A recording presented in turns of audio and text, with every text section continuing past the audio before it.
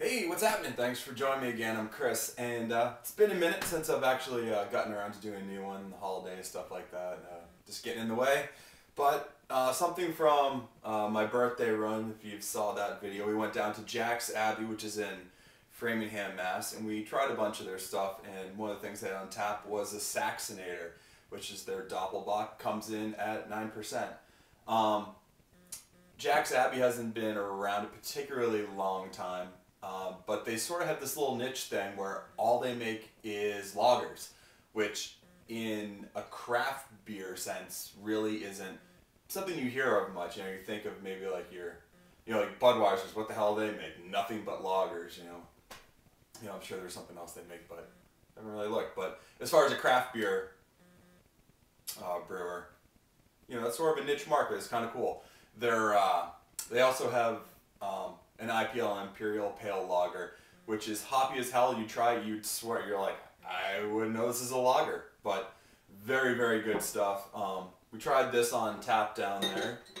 They also had a oak-aged version of it, or bourbon barrel version, which was outstanding. But let's get this in the glass.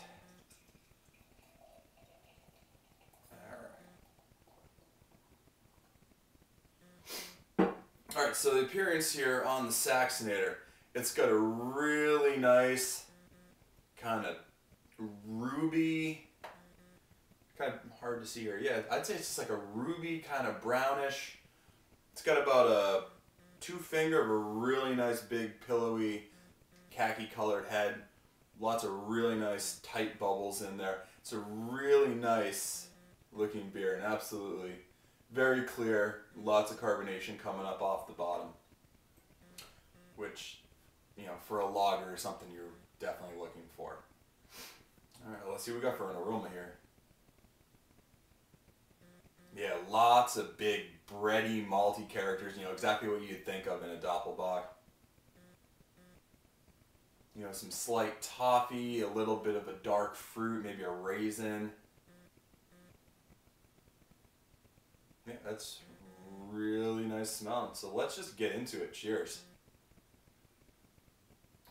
Alright, so the taste had a little bit of time with it because the batteries died in the camera, so once we replace those, we're back at it.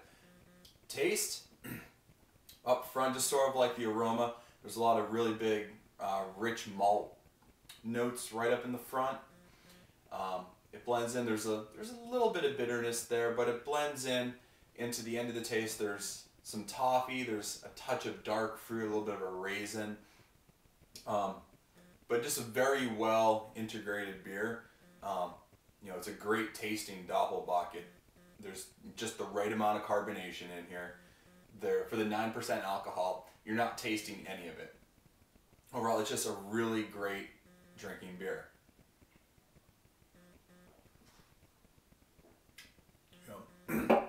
Another thing to note, which I wish everyone could do, but right here, date, November 2012, so you know exactly when the beers are bottled, which is fantastic when you're looking to see how fresh your beer is, because that should probably just be a law. I know a lot of people are barking up that tree, and I hope that sort of becomes the standard for companies going forward.